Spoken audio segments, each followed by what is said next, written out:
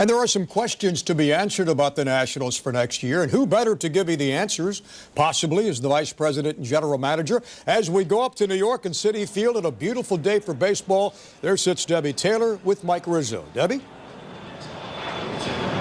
Oh, it is another gorgeous day here in New York City, a nice setting for the finale of the season. And Mike Rizzo, one of the bright spots this season, certainly the starting catchers, Pudge Rodriguez and now Wilson Ramos. As you move forward to next season, are they going to split time? Do you have a number one catcher?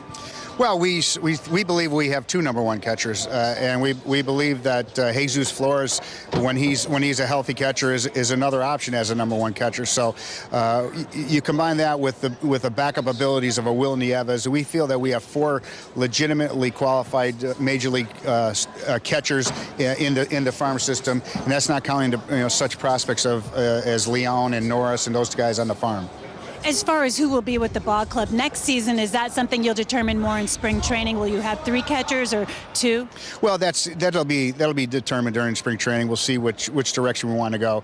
We do know that Ivan Rodriguez will be one of our mainstays behind the plate, and it'll be a competition between Flores, Ramos, and Nieves to see who's the second guy, and we'll let the spring training take care of that. I know pitching and defense are always a priority, and just your thoughts on what's out there as far as finding a top-of-the-rotation pitcher in the offseason. Well, there's, the free agent market has several pitchers that we have interest in.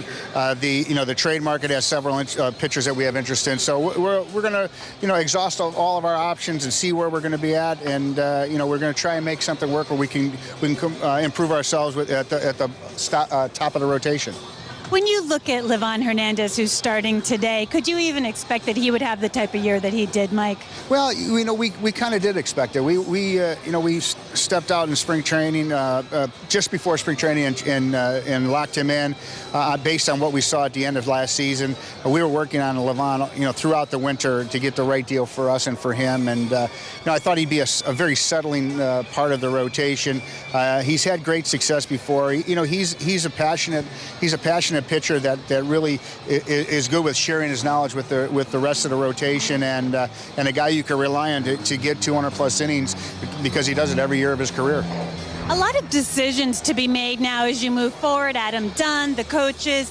Can you just tell us what the next step is? Well, we're going to take a step after today's game. We're going to return to D.C. and we're going to jump into the strategic part of the off season. Starting tomorrow in the office, we're going to meet with our people and decide what we're going to do and what direction we're going in. And before I let you go, Jim Riggleman has had a very challenging year, and your thoughts on what he's done and the finish to this season? Well, he has had a very challenging year. A lot of things have come up. A tumultuous year with a lot of highs and a lot of lows. We certainly aren't satisfied, neither is Jim with the one loss record we have. But I think he's done an admirable job of keeping the ship steady and being a steady influence not only in the dugout during the games, but his leadership in the clubhouse and on the road.